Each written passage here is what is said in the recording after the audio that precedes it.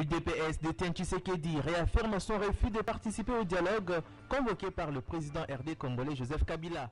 Le parti promet en outre de fêter de la manière qu'il se doit ses 34 ans d'existence. La lutte contre la fraude minière s'intensifie en RDC. Les coordonnateurs du CEC invitent tous les Congolais à mettre la main à la pâte pour assurer aux minerais congolais la traçabilité. Antena, le journal, Eric Izami.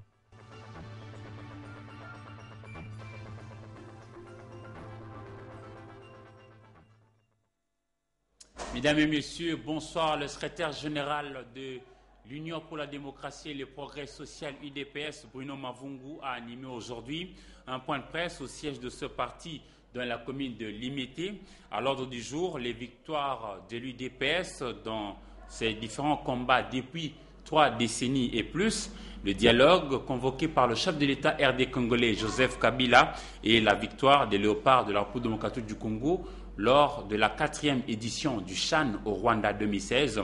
Les contenus avec Paulin Kalamba.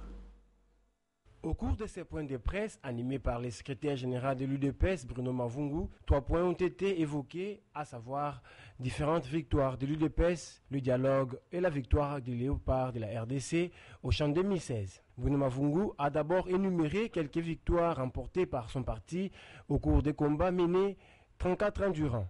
Le pluralisme politique et syndical, la liberté d'association obtenue au prix du sang,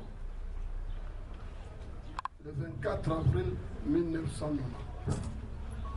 La floraison de partis politiques, des sociétés de médias, des syndicats, le port du costume 3 pièces et de la cravate pour les hommes et celui du pantalon et de la postiche et mèche pour les femmes. Les partis chers à Étienne Tshisekedi demeurent constants dans sa position sur les dialogues. L'UDPS reste convaincu que seul le dialogue peut résoudre toute crise et baliser les chemins des élections libres et transparentes. Le dialogue reste la voie royale pour sortir le pays de la crise et le lancer enfin sur la voie de la paix, de la démocratie et du développement. À cette même occasion, l'UDPS a annoncé la célébration de son 34e anniversaire dans les différentes fédérations du parti le 13 et le 14 février 2016. Quant à la victoire des léopards de la RDC au Chan 2016, l'UDPS a félicité toute l'équipe nationale pour cette brillante réussite. Et apparemment, l'UDPS a éludé la question relative à la publication hier par la CENI de la nouvelle chronographie où on parlera quand même du chronogramme de la tenue des élections, notamment pour les gouverneurs et vice-gouverneurs dans les 21 provinces nouvellement créées en République démocratique du Congo. Cette date-là est déjà connue. Il s'agit du 26 mars 2016. Comment est-ce que la classe politique RD congolaise réagit-elle à la publication de ces calendriers par la Commission électorale nationale indépendante depuis hier? Nos reporters ont approché Colombo Ninjibou de la majorité présidentielle ainsi que Basile Olongo de l'opposition. Suivez. La CENI a publié mercredi 10 février les calendriers pour l'élection de gouverneurs et vice-gouverneurs dans les 21 provinces nouvellement installées.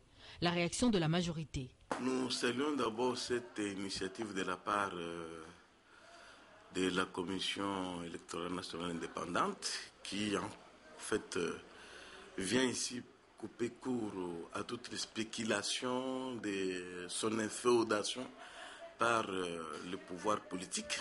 Et l'objectif étant pour elle d'organiser les choses et de remettre les cycles de démocratie sur les rails électoraux. Et à l'opposition, quelques acteurs estiment que c'est un non-événement. Ce qui vient de se passer, c'est ce qu'on appelle trompe-l'œil. Faire semblant de faire quelque chose.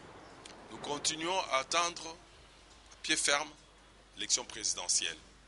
C'est la seule élection avec contrainte. Que dire de l'opération de l'enrôlement des électeurs? Si la CENI vous dit qu'elle doit attendre un enrôlement de peu d'une 40aine de millions de Congolais, oui, c'est une planification projetée.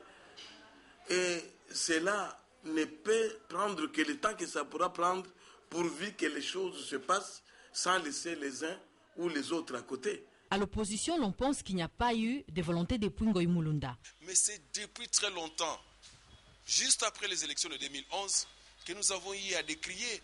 Vous vous rappellerez de gestes de Ngoï Mulunda à l'époque qui nous a fait ça à l'Assemblée, pendant que nous on décriait ce fichier-là. Aujourd'hui, venir accepter cela maintenant, pour lancer l'appel d'offres, pour pouvoir commander 36 000 kits et les déployer à travers la République démocratique du Congo, cela doit prendre 36 mois, c'est-à-dire 3 ans avant l'organisation des élections. Le processus électoral en RDC peut être sauvé si tout le monde accepte de bonne foi à mettre la main à la pâte. Exiger la réouverture de la conférence nationale souveraine fermée avec force par Ngounz Akaralibon, alors Premier ministre sous le président Mobutu. Le chrétien qui avait marché ont été réprimés à 100 par le pouvoir 24 ans après, à travers une déclaration commune rendue publique hier mercredi 10 février 2016. La dynamique de l'opposition, le G7, Front anti-dialogue et organisation de la société civile, invite le peuple congolais à observer une journée ville morte sur toute l'étendue du territoire national le 16 février prochain. Suivez ces commentaires de Sylvain Kapombobo Sengele, Nadia Koulenfouka. À l'occasion de la commémoration des 24 ans des martyrs de la démocratie, le 16 février 1992, journée de la marche des chrétiens, l'opposition politique dans toutes ses composantes exhorte la population congolaise à passer la dite journée dans la méditation. Nous, dynamique de l'opposition, G7, Front anti-dialogue, organisation de la société civile, lançons le présent appel pour que tous, partout où nous nous trouvons, nous manifestions notre attachement à la constitution de notre pays en observant une journée ville morte le 16 février 2016.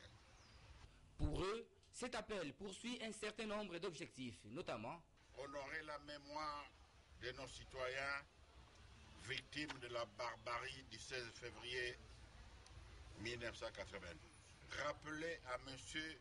Joseph Kabila qu'il est le garant de notre Constitution et qu'il est de ce fait tenu à la respecter, dire non au troisième mandat, dire oui à l'organisation de l'élection présidentielle dans les délais constitutionnels.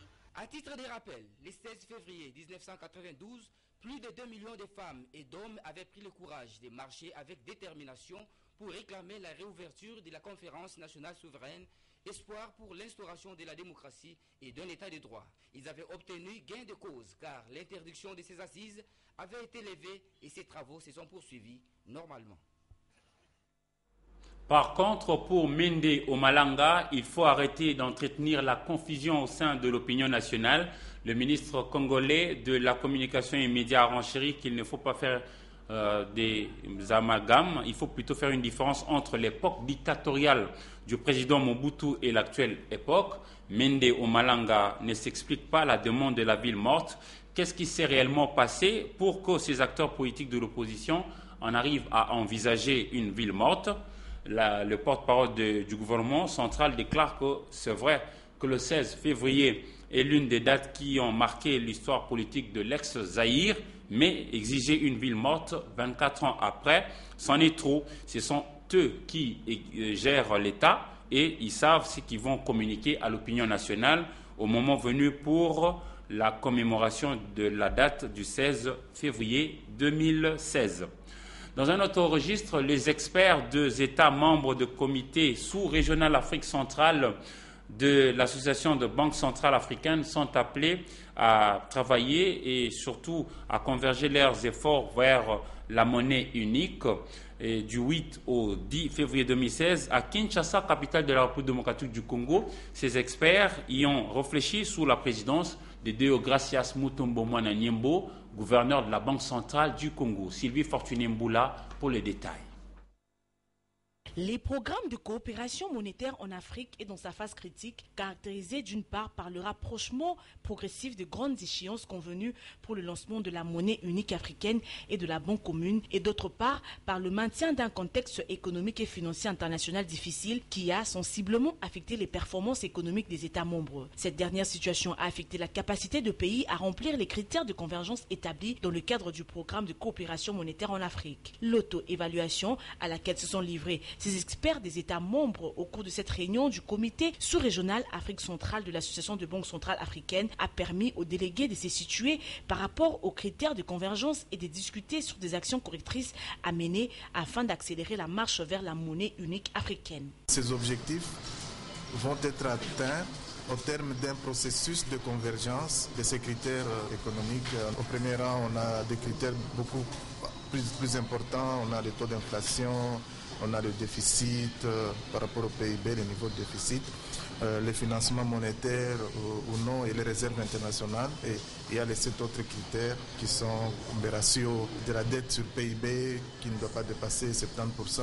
Il y a le ratio dépenses d'investissement sur recettes fiscales, la pression fiscale, il y a le taux d'intérêt réel positif. Nous venons de faire le point sur le respect par les 8 États de ces critères de convergence. Nous avons réalisé que des efforts restent encore à faire. Malheureusement, le constat est que le respect de ces critères par les États membres ne paraît pas stable. Ces travaux constituent donc une étape cruciale, laquelle précède la réunion du bureau de l'Association de banques centrales africaines qui aura lieu au début du mois prochain, au cours de laquelle cette sous-région Afrique centrale sera appelée à présenter l'état d'avancement du programme de coopération en Afrique, ainsi qu'un rapport sur la mise en œuvre des décisions que le Conseil de gouverneurs a adoptées lors de sa 38e réunion ordinaire de 2015.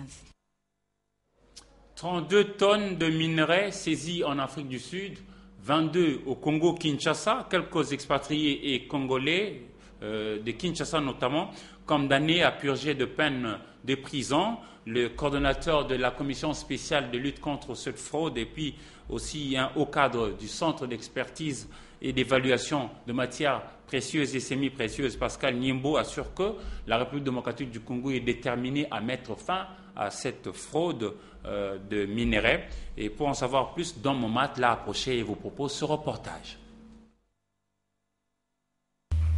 Sur instruction du chef de l'État, Joseph Kabila, via le gouvernement de la République, le coordonnateur du CEC a été appelé à mener une mission d'inspection au Katanga. Objectif, traquer les fraudeurs dans les secteurs miniers afin d'assurer la traçabilité des minerais congolais.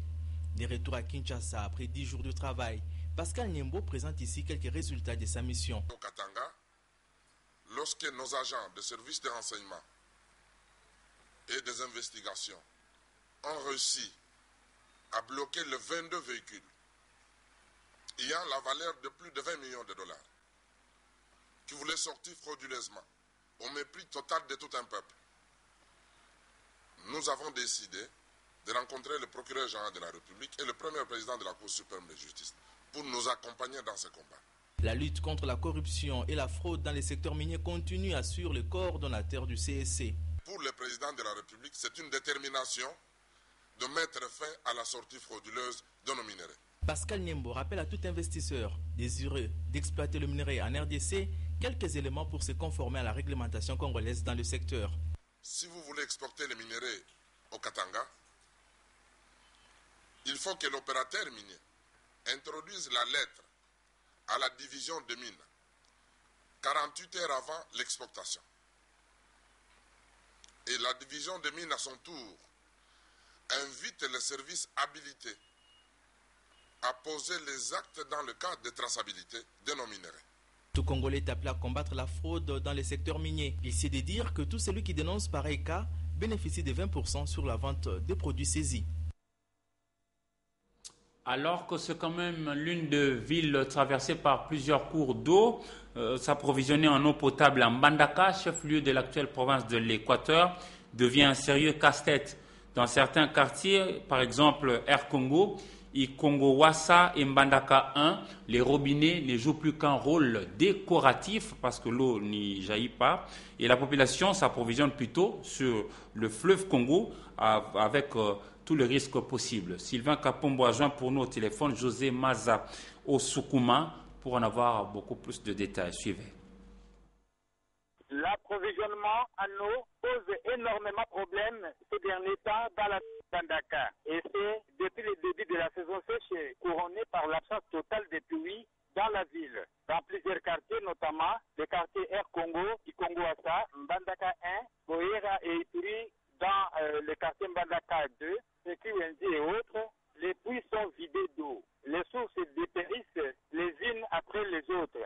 Pendant ce temps, l'eau de la régie des eaux est passée dans les oubliettes. Le fleuve Congo est devenu une source d'approvisionnement en eau la plus fidèle malgré les conséquences néfastes qui peuvent en découler. La population de Mbandaka ne sait à quelle fin se vouer. De Mbandaka, José Maza Osukuma, Antenne A.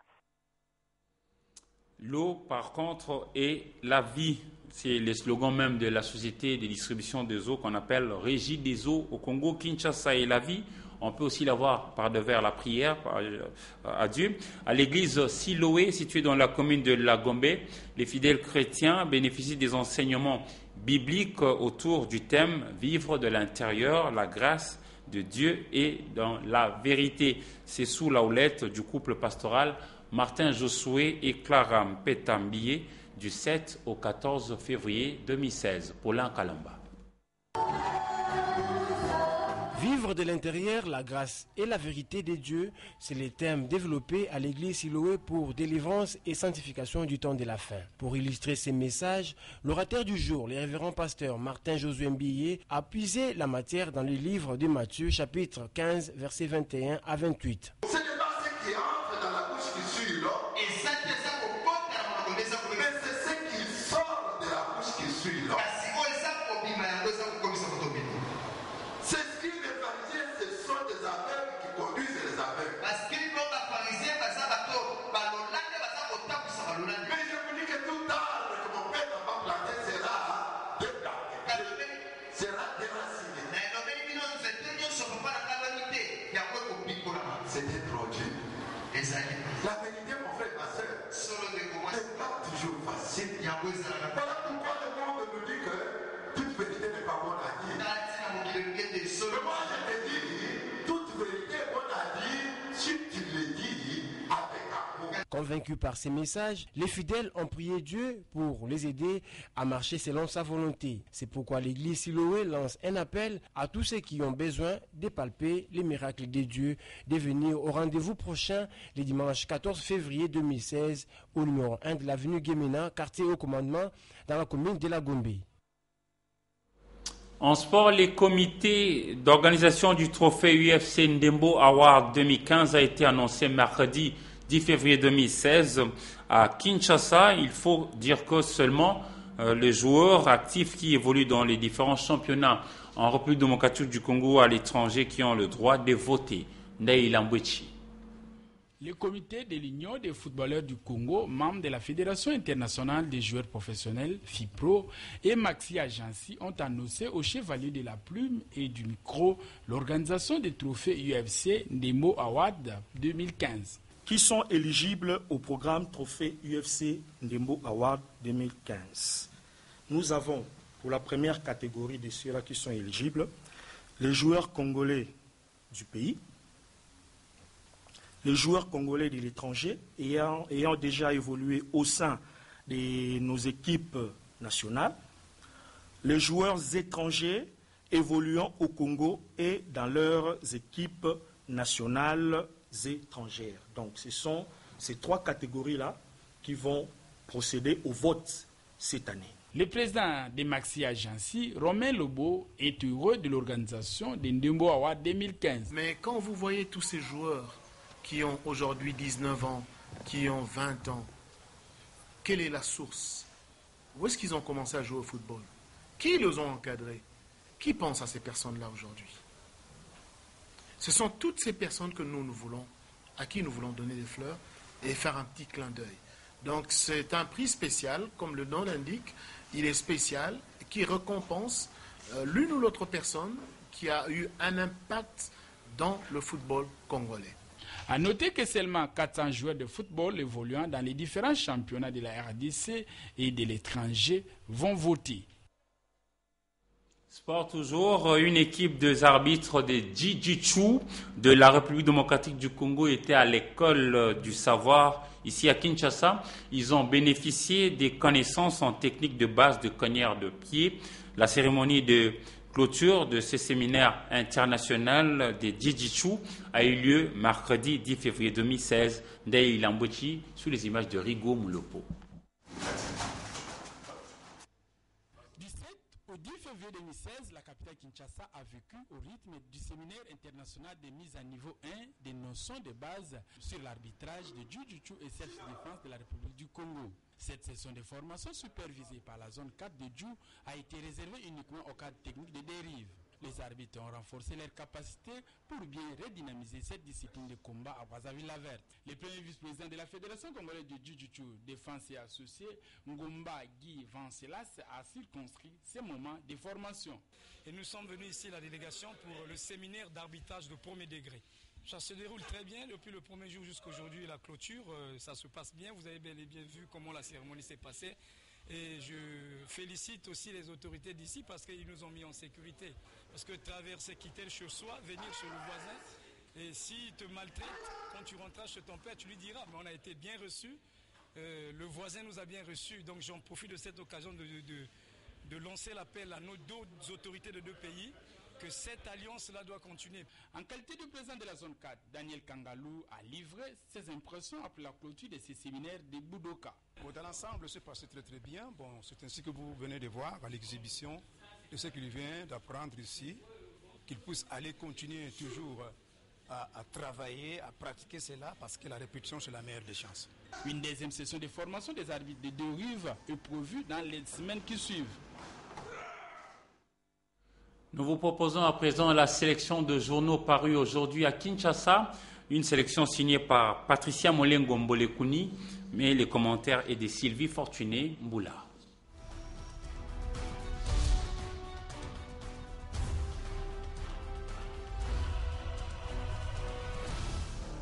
Bonsoir et bienvenue à cette lecture de journaux parue ce jeudi 11 février à Kinshasa. Commençons par cette annonce du journal La Prospérité qui révèle que le gouverneur de Nouvelle-Province seront élus le 26 mars prochain. Dans une communication lue par le rapporteur de la CENI, la Commission électorale nationale indépendante a fait savoir qu'elle a reçu un engagement ferme du gouvernement pour le financement des élections de gouverneurs et vice-gouverneurs. Bien plus, à ces jours, les règlements intérieurs de 21 assemblées provinciales sont jugés conformes à la Constitution par la Cour constitutionnelle. Les commissaires spéciaux, nommés en octobre 2015 pour administrer les 21 nouvelles provinces issues du découpage territorial, n'ont plus que 55 jours pour relever tous les défis et convaincre les compteurs et donc en marche, indique la référence plus. De son côté, l'observateur parle de la gestion de province. Le quotidien renseigne qu'il y a trop de doublons dans les institutions provinciales. Il y a un nombre important de cadres dans les différents parlements et gouvernements provinciaux qui ont cessé depuis longtemps d'être des mandataires des structures qu'ils sont censés représenter dans ces institutions, poursuit le confrère. La tempête des tropiques, quant à elle, parle d'une journée ville morte le 7 février 2016 en mémoire des chrétiens morts à Kinshasa en 1992.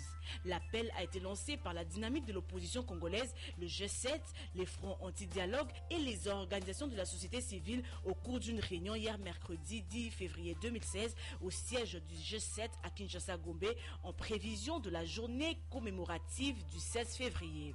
Terminons avec les dépêches de Brazzaville qui qualifient de mitigée l'ambiance qui a régné hier à Kinshasa lors de la caravane motorisée de la délégation des léopards de la République démocratique du Congo. Programmée pour présenter les trophées remportés par les léopards locaux de la RDC à la 4e édition du championnat d'Afrique des Nations Chan Rwanda 2016. Fin de cette lecture de journaux. Bonsoir.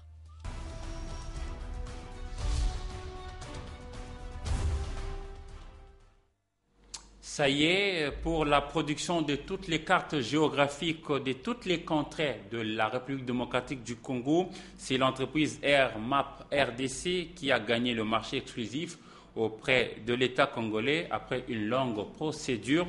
Le staff dirigeant de AirMap RDC a été invité au ministère de Plan pour recevoir tous les documents officiels à ce sujet. Anne-Marie Ossite et David Tembeni.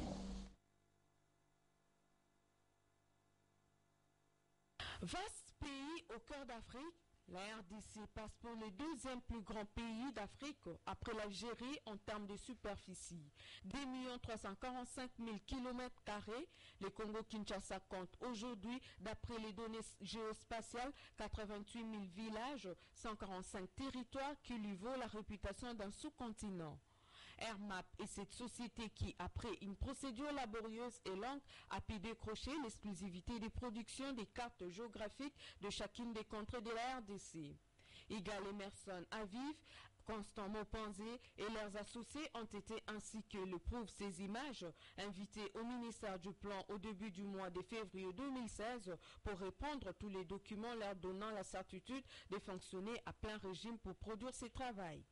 Monsieur Igal, Son Excellence, Monsieur le ministre du Plan, me charge de vous notifier le marché que vous avez gagné. Comme vous le savez, votre firme, votre groupement a été adjudicataire du marché de la mise en place des infrastructures de données géospatiales en République démocratique du Congo. Le processus de la passation de marché a pris beaucoup de temps parce que c'est un marché très important et comme vous le savez, la République démocratique du Congo a depuis l'année 2010 mis en place ce que nous appelons la loi relative au marché public. Et que quand nous voulons passer un marché par appel d'offres internationales, nous suivons toute la procédure telle que ça s'est fait au niveau de la Banque mondiale et différentes institutions internationales. Et c'est à l'issue de tout ce processus que Son Excellence, Monsieur le Premier ministre, avait en date du 7 décembre 2015 approuvé le contrat du marché qui vous lie à la République démocratique du Congo. Et c'est comme ça que suite à cette approbation par le Premier ministre et chef du gouvernement, le ministre du Plan, M. Georges Wembi Luambo, vous notifie par la présente lettre que vous êtes bien adjudicataire de ce marché. Monsieur le ministre dit dans sa lettre qu'il vous transmet la fiche d'approbation du marché signée par son Excellence Monsieur le ministre et la décision d'attribution définitive. Cette décision d'attribution définitive signifie que la République démocratique du Congo reconnaît avoir confié la tâche de la mise en place des infrastructures de données géospatiales au groupement Intermap Airmap dont vous êtes le délégué représentant attitré. Voilà raison pour laquelle je vous ai invité aujourd'hui pour vous remettre officiellement la notification, l'approbation, la décision d'attribution définitive ainsi que le contrat lui-même, le contrat qui vous lie avec la République démocratique du Congo. Voilà la raison pour laquelle je vous ai invité pour vous remettre les différents documents. Voilà donc le 1, 2, 3, 4 documents que la République met à votre disposition pour attester que vous êtes bel et bien adjudicataire géospatial en République démocratique. En effet, après cette étape administrative, Airmap entend mobiliser près de 225 millions de dollars américains pour produire des cartes géographiques de toutes les contrées de la RDC, car de ces cartes partiront toutes les autres études nécessaires qui, pour l'adduction d'eau, l'installation du matériel électrique,